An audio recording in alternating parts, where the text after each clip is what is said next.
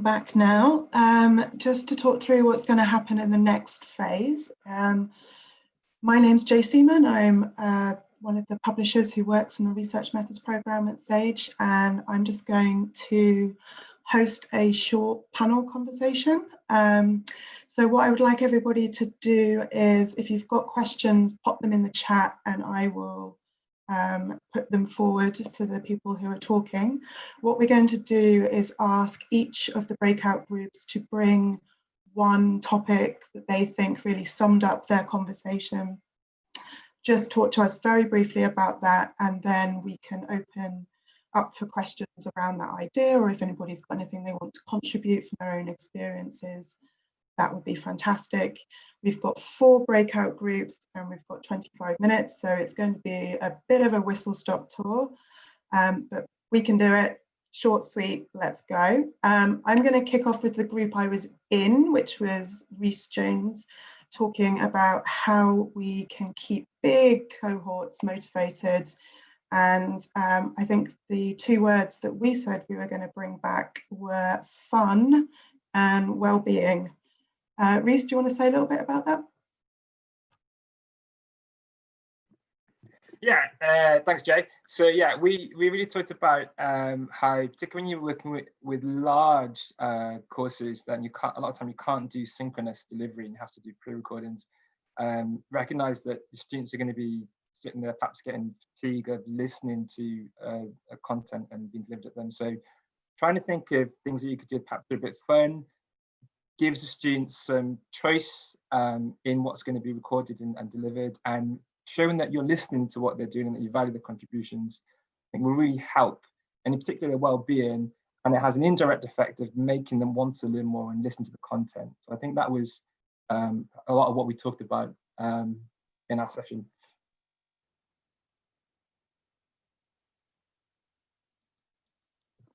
And what were the most effective tools that you've tried, and has anybody else tried to kind of walk this line between fun, engaging, statistical elements?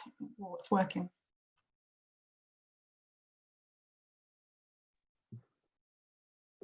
I suppose, as I was saying in my talk, a lot of the things that I've been using are just simple things like Google Sheets, Google Docs, getting students to contribute. So in my actual recorded sessions, I'd say, where are you from? What's your favorite food?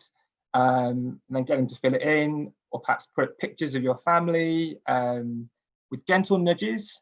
And as you build up that kind of engagement and excitement, they start to kind of, has a trickle effect, and more students start to engage. And then when you do things that perhaps are linked to the content, so you ask questions in your videos like, what things don't you understand, let me know, then I think they're much more likely to engage with things like that. And then I'd create specific videos for them that address their needs.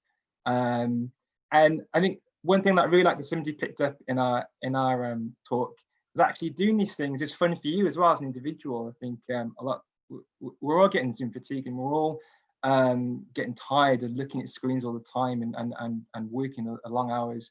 I think if you can do some of these things that perhaps you see it's a bit more fun, or just find out a bit more about your students and share a bit of yourself with your students, it makes it much more enjoyable, I think.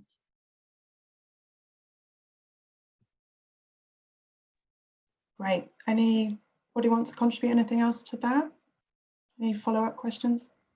Yeah, I mean, I'll come in on. I mean, we were lucky, me and Andrea, in that we had our summer school. There was some degree of flexibility in it, so students have chosen to come on to apply for doing summer placements and to undertake the sort of training week that we were offering. But we did ask them about their skills and their knowledge beforehand, and we tried to incorporate, you know, what they were hoping to get out of it and the skills that they might need on their projects within the schedule. So in that sense, we found that providing them with sort of videos in advance that they had to work through and then come to the sort of live Q&A sessions really helped with engagement. We found that they were very engaged. They were probably engaged because they were students who sort of self-selected onto this pathway and program anyway. But the videos and getting them to work through exercises do analysis techniques, do some coding, live coding, which they then sort of reported back on in the Q&A sessions, was really helpful, I think. Yeah, just to add to that, I think the fact they were going on from the training course to 4-week research projects really helped with engagement and helped them focus their minds on why they were there. You know, they weren't learning techniques for the sake of it, they were learning techniques to apply on research projects. So they were very engaged with the training courses, and they did ask lots of questions, and they really tried to understand the techniques they were using. So yeah. Fantastic. So shall we move on? Andrea, Chris, do you want to talk about your kind of takeaway message from your session? Yeah, I think I think one of the things which came out is we didn't solve all the problems. So there was a lot of challenges of moving things online. We were forced to do it this summer, but actually it did make us reflect on what might work, and we did adapt quite a lot, thinking about how things might work online and what things possibly wouldn't work as effectively online. And as we planned the program and set it out for the students, we changed it further. We had some technical difficulties in using particular packages and getting videos shared with people and them accessing material. So it was a real learning curve. And as I said in the session, I think it's a bit of a moving environment as well for people who are delivering this and designing it, who are learning more about the possibilities, and the students as well. I don't think we would have anticipated that we could have done things the way that we did them in January before the pandemic. There was such a steep, people were much more comfortable using just things like Teams, in June and July than they would have been in January. So things might be different again in a year's time. So I think things worked for us this summer, but it might not work for everybody, the things that we did. And we might have to change and adapt again and really reflect on the things the students came back with about what worked for them and what didn't. We were pleased with the way the week went and the placements went, but I think there's lots to also reflect on. We'll probably, if we have the luxury of having a choice next year, we'll do a mixture of both. I think we'll retain some of the elements that we carried on, but we'd go back to some probably face-to-face elements as well, I think. Yeah.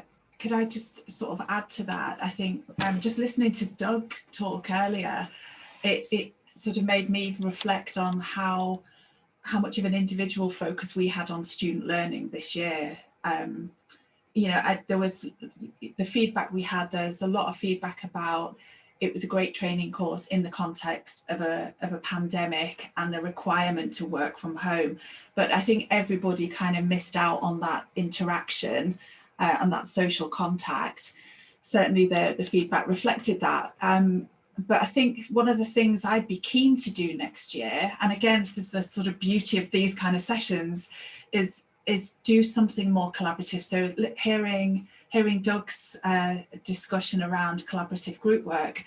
In previous years, we've had sort of group work practice days as part of the training boot camps. We didn't do that this year, but there are clearly sort of materials and sort of platforms, things out there that we can use to really bring those students together and make it more of a collaborative experience than perhaps we had this year. So thank you, Doug. I'm signing up for your book. Books. I think that sounds like a really great idea, and there's a really nice message that's come up on the board talking about I was playing a song before my 9:30 a.m. classes, then students who play instruments took turns for the rest of the semester. So if you've got any other brilliant ideas on how to get people and students involved in collaborating, put them in the group chat so we can see them. Shall we move on and talk to Iulia, who was talking about the practicalities, challenges, and like hopes and opportunities of teaching online labs? So I think the main issue that we've discussed in the session, apart from other things, and I can actually share my screen because we had this mind map that we were using, and I think it might be useful to use this one. So we've identified a number of issues. We went over some of them in the session. And then I think we revolved around the issue of how do you actually replicate the experience of being in a lab, being able to walk around the lab and providing one-on-one support when you are doing everything online. So that would correspond to this bullet point over here. And we've come together with some solutions using remote desktop control. So not just the ability of students to share their screens, but actually the ability of you as instructor to control their desktop and access it from your end and fix whatever might be problematic, which is possible in Zoom and in Microsoft Teams, is one way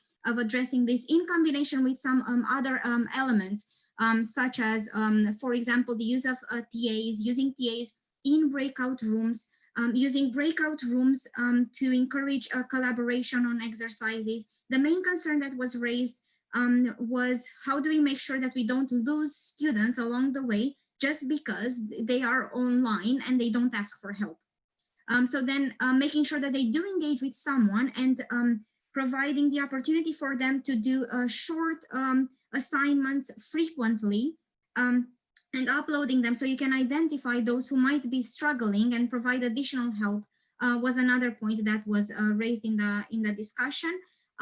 Other things were around interactive elements within the lab session, polls, raising your hand, as similar as was mentioned before, using data that the students generate themselves for the analysis, for example, in a Google spreadsheet, and then you have more interaction, and that also might encourage them to open up and make sure that they mention when they have a problem. And then you can go in, step in, use remote desktop control, use one-on-one sessions, put them in breakout rooms with TAs to try to address the issue of how do we replicate the lab experience in online.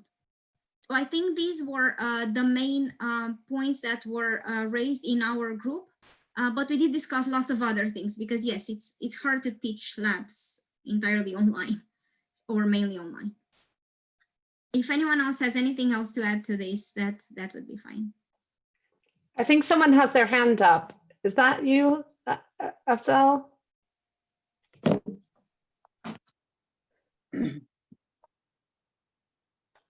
Thank you so much, madam, for the great discussions. And I appreciate your discussion model is the unique and is really great and differentiate from the other research. So thank you so much. You're very welcome. Fantastic. Okay, so that leaves us with producing and sharing online tools and looking at the issue of replication. So Flavio, over to you. All right, so we talked a little bit about open science and reproducible science and how to do it. We talked about mainly about three things. First, how to integrate open and reproducible science tenets into your teaching workflow. We gave examples of how to do that. We also talked about how difficult that is, and it's very not trivial. How we should, as educators, try to teach science as a process of knowledge and embed students in the process of knowledge creation, and try to use our pedagogies and our didactics towards making them take ownership of the knowledge they create, or applying their methods towards an interpretation of a data set or a given result or replication, pre-registration, and so forth. And also we talked about a little bit about sharing your materials online and how you do certain things, sharing your pedagogies. Sometimes this is closed, and education is a profoundly closed environment. And lastly, we talk a little bit about how higher education can be an equal environment, so that non-inclusive and non-diverse, and that we should try to make sure to be mindful of this these principles in our teaching as well. So that's basically it. And we offered some tips. We talked about FORRT, which is an organization that we participate in. It's a grassroots organization that deals exactly with introducing and integrating open and reproducible science principles into your regular teaching and mentoring. That can be everything from humanities and social sciences. So that's pretty much it. If somebody would like to contribute now.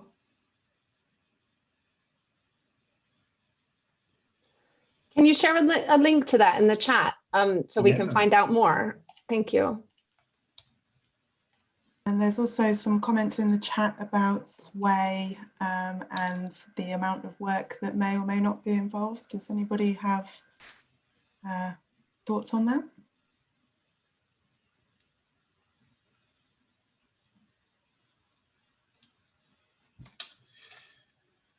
All right. All right. Now it's shared on the website, on the chat.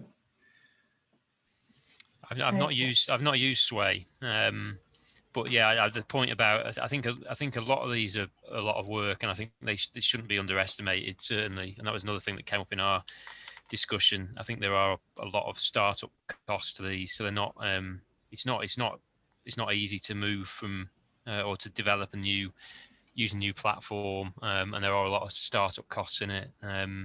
We were looking at some of the things that we were doing and that we had been using them for a number of years, but yeah, I don't underestimate the sort of time that some of this takes, and that does need to be certainly taken into account. There is a lot of work goes into them. I'm seeing a lot of nodding heads at that. Has anybody got an example of something that they thought didn't take a huge amount of extra time, but led to like a real improvement in student engagement? Have we got any kind of quick, relatively easy wins that people can share?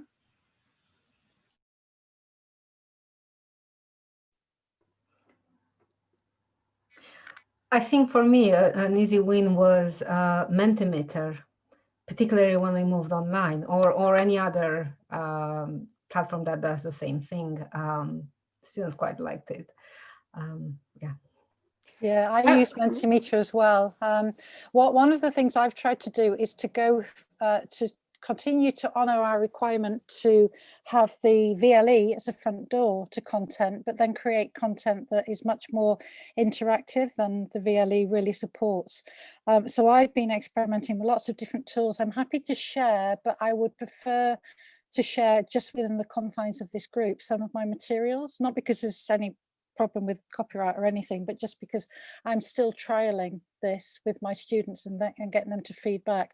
So the students really like the way that I've chunked up the material, and there are a few videos dotted into the materials, but video is not the predominant way in which I'm teaching. It's very much a sort of page by page online learning experience with quizzes, with discussion embedded, with question and answers, and and I'm trying to get them to feedback on whether or not that works for them. So I'm happy to share that, but please keep it within the confines of this group for now, if that's okay. But it's taken me a long time to learn Spark. So I'm using Adobe Spark Pages, and it took me quite a while. It's a bit of a clunky interface, but it looks really good. It looks really, really professional at very little cost. And it's very visual. I've used tons of visuals in it, and that's what they like. And can you then integrate that into your own institutional sort of platform? Yeah. We use Blackboard. I create an us. embedded HTML file in Blackboard, so it acts as a front page. They go to page 1, and then everything else is then external. So they open each new page in a new tab. The only downside are little things like you've got to host your videos on either YouTube or Vimeo or a platform that they support. There are workarounds, but I've just opened a Vimeo account. So it's been a steep learning curve, but the feedback has been good. And the students like it compared to all the other lectures they're getting, which tend to be very formulaic, very much about academics talking to cameras. They like variety. Just showing, flagging that Rhys has shared a link to one of his sites, which is called Go Big or Go Home, and he was showing us some of that material in his session. It's co-written, Rhys. Can you just talk us through some of the stuff that's on there? Yeah, sure. So this was a funded project with me and two colleagues, Anna Ferguson, and who teaches data science, and Emma Lurk. And it's basically blogs by us, and we talk about how we engage and motivate big stats, intro stats courses, but you can also adapt to them and use them for smaller groups. And it's things like how do you decide which context to choose or which data sets to choose when you teach students intro stats and stats concepts. And it goes from specific ideas like how to teach bootstrap or confidence intervals or randomization to other things like how do I engage and motivate. We've also got some links to some of the papers as well that a few of us have written. So just check it out and yeah, see if you like it. I would just to answer your question, Jay, as a quick one thing I found out, particularly when you're teaching things like research design and getting students to think about how to choose observational studies. And yeah, there's loads of cats in it. Anna loves cats, she's obsessed with cats. If you're thinking about things like teaching, showing them really bad stats or misconceptions, I find using videos from this morning actually really good in the UK. And I show my students this really good talk between Kim Woodburn and somebody else, and they're talking about, is it okay to call people love or darling? So I ask my students to think about how could you investigate this with an experiment or an observational study.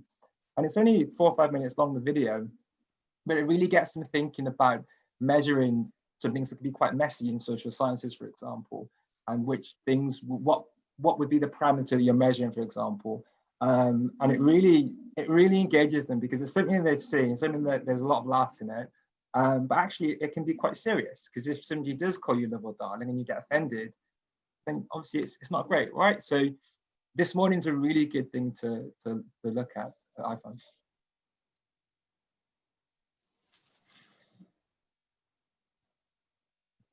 I love the idea of using chocolate, by the way. That's great. Okay, we have 6 minutes left, and I would like to spend at least 2 of those asking you all for suggestions or for topics that we can revisit with other workshops. We know this one's been very quick. Hopefully it's been full of helpful information. So if you've got anything you would love more support on, or questions that you think this kind of event can answer, please pop those in the chat for us now. Does anybody have any questions for any of our speakers, or any points they'd like to make, or topics that they would like to raise with us now? I'd like to make a quick comment, and it's really to echo what Rhys said earlier. So I'm from a psychology background, specifically social psych. And one thing I notice, and one thing we say is important, is the idea of roles and the identities that we take, right? And, you know, in this context, we're taking the role of an instructor or of a teacher. And because of that, there's a lot of, at least in my experience from more older generations, older faculty, that there's a stigma of edutainment, right? Education is not supposed to be fun. It's not supposed to be this. I'm a lecturer. I talk, they listen, they should learn on their own type of deal. And I just kind of want to share, like, I don't think that's the best philosophy. As Rhys said, just being personable, checking in on them, even if your videos are asynchronous. I mentioned things that I use their examples, their free responses in my lectures on a week-to-week basis, rather than using things that just like are like pre-recorded, not personal at all, very blah.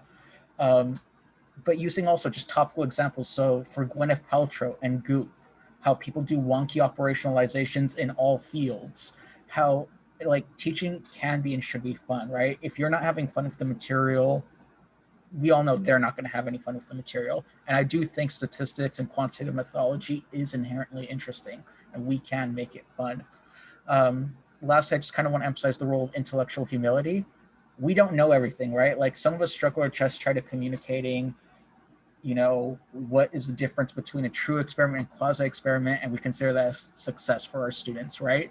And when they start asking more advanced questions that we may not feel comfortable with, we almost feel obliged to have an answer. And if we don't have an answer, we might wave our hands and say like, oh, blah, blah, you know, some sort of jargony response. But I think it's important to say like, hey, I don't know that, and model like, but I can look that up. Here's how I can look that up, and teach them those skills outside of the context of our particular content. So I know we only have a short amount of time, but I just really wanted to echo those points that being personal and just being a human being outside of your role, formal role as an instructor, is paramount. I think there's a lot of really good points in there, and I think something that came out in the session I was in was also, you know, being kind to yourself, and how this is a difficult thing to do. We are almost out of time. Anybody have anything burning that they want to contribute to the last couple of moments? I wouldn't mind just sort of asking the question of whether this kind of idea of building a community of, you know, shared practice and a space for people to talk about this. And there was a question about whether there was a Facebook group or some way to keep in touch afterwards. I think that is something that we would love to work with you to create, and hope that it can be one of the sort of follow-ups from this as an invitation to join an ongoing conversation. So for those of you who are interested in that, you know, anyone who thinks that's a good idea, you can, you know, wave your hand or put a thumbs up in the chat, but we would love to kind of keep the conversation going. Obviously, this is great. I'm seeing some yes, please coming in. And actually, I think, Jay, that suggestion came from you, the question of whether there was a Facebook group or some way to keep in touch. And we'd really love to make that possible. And these are scary, challenging times, I think, for all of us. And so it can help to have people to share that with. Fantastic. Then the action for us is to set it up. Yep, I think we've just found some more interesting things to be doing. Just to remind everybody that the recordings from all of the breakout sessions will be made available, and we'll also be sharing just a few links to resources that we've collated. Daniela sent a link out in the chat which takes you to some of the computational and quant stuff that we've been collecting. And we will also be sending more things out to hopefully help you find some new ideas for teaching. We're pretty much at time, so I'm going to say thank you very much, everybody, presenters and people that have contributed. There have been some really fantastic ideas, and hopefully we can take this forward and do something exciting. So thank you, everyone. Round of applause. We like the unmuted round of applause. Yeah. Thank you so much to all of our speakers, and thanks to all the participants. Thanks, everyone. Thanks all. Thank you. Thanks. Bye.